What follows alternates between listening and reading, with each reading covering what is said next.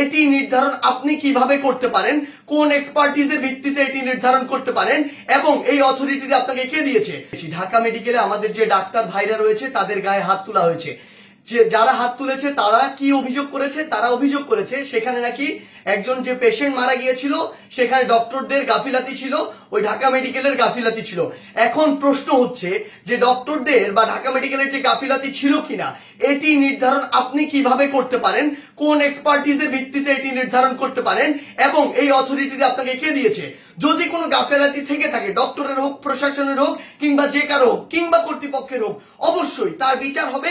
তার বিচার একটি প্রক্রিয়াধীন প্রক্রিয়া হবে, একটি তদন্তের মাধ্যমে হবে। সেই অভিযোগটি আপনি বিএমডিসি তে করতে পারেন কিংবা সেই অভিযোগটি আপনি প্রশাসনের কাছে করতে পারেন।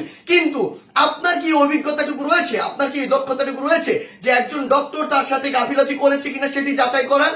আমাদের সবচেয়ে বড় এখন যে সমস্যাটি হয়ে গিয়েছে, আমরা এই বাঙালিরা অধিকাংশ ক্ষেত্রে অধিকাংশ বাঙালি নিজেদেরকে সব জায়গার দক্ষ মনে করি এবং সব জায়গায় নিজের নাক গলাতে যাই। আপনি আমাকে একটি জিনিস বলুন, যে ডাক্তার 5 বছর ধরে এমবিবিএস পাস করলো, 1 বছর ইন্টার করলো, এরপর বছর বছর ধরে বিভিন্ন ডিগ্রি নিল, পড়াশোনা করলো, তিনি একজন পেশেন্টকে যেভাবে ডিল করেন, তিনি পেশেন্টের ভিতরের এবং বাইরের বিষয়গুলো যেভাবে জানেন, যেভাবে ট্রিটমেন্ট করেন, আপনি কিভাবে মনে করেন আপনি সেই পড়াশোনা না করে শুধু বাইরে থেকে দেখে নিজের চোখে যা মনে হলো তা দেখে তাকে একটি নির্দিষ্ট রেজাল্ট দিয়ে দিচ্ছেন, একটি নির্দিষ্ট ব্লেম দিয়ে দিচ্ছেন? আমাদের জায়গা থেকে স্পষ্ট বার্তা, এরকম একটি ব্লেম দিয়ে আসলে যখন আপনি একজন ডক্টরের গায়ে হাত তুলেন তখন আপনি যে কাজটি করেন সেটি আমরা বৈষম্য বিরোধী ছাত্র আন্দোলন আমাদের জায়গা থেকে কোনোদিনও সমর্থন করতে পারি না। আপনাদের যদি কোনো অভিযোগ থাকে সেই অভিযোগটি আপনি জানাতে পারতেন। আমরা জানি আমাদের এই পুরো প্রসেসটিতে, এই ছাত্র জনতার অভ্যুত্থানে ডক্টররা কিভাবে ওই হসপিটালের ভিতর থেকে, ওই ইমার্জেন্সি থেকে তাদের ভূমিকাটি রেখেছে।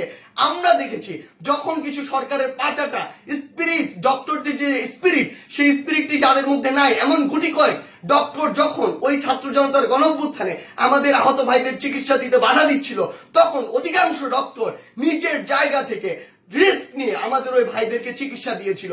এমন অধিকাংশ ডক্টর রয়েছে যারা ডক্টরদের স্পিরিটটি ধারণ করে এবং আমাদের এই পুরো সময়টিতে আজকে পর্যন্ত আমার হসপিটালে যে আহত ভাইগুলো রয়েছে তাদেরকে নিরবিচ্ছিন্ন সেবা দিয়ে যাচ্ছে, নিজের কথা চিন্তা না করে।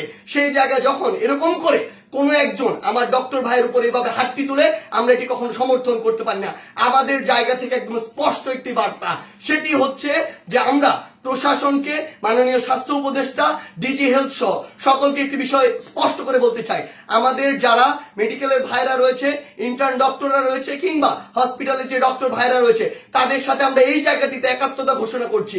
তাদের নিরাপত্তার সর্বোচ্চ ব্যবস্থা করতে হবে।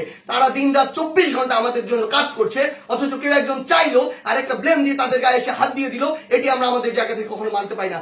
আমাদের জায়গা থেকে একটি স্পষ্ট বার্তা হচ্ছে তাদের এই নিরাপত্তার ব্যবস্থাটি করতে হবে। এবং গতকালকে ঢাকা মেডিকেলে যদি ওই পেশেন্টের মৃত্যুর জন্য কোনো কর্তৃপক্ষের হোক, ডক্টর হোক গাফিলাতি থেকে থাকে, তদন্ত সাপেক্ষে তার যেমন বিচারের আওতায় তাকে আনতে হবে।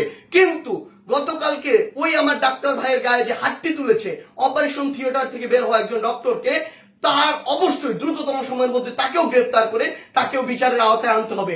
আমাদের জায়গা থেকে স্পষ্ট একটি বার্তা, আইন নিজের হাতে তুলে নেওয়ার মতো অন্যায়টি যদি আপনি করেন তাহলে আপনার পক্ষে কোনোদিন আমাদের অবস্থান থাকবে না। ধন্যবাদ।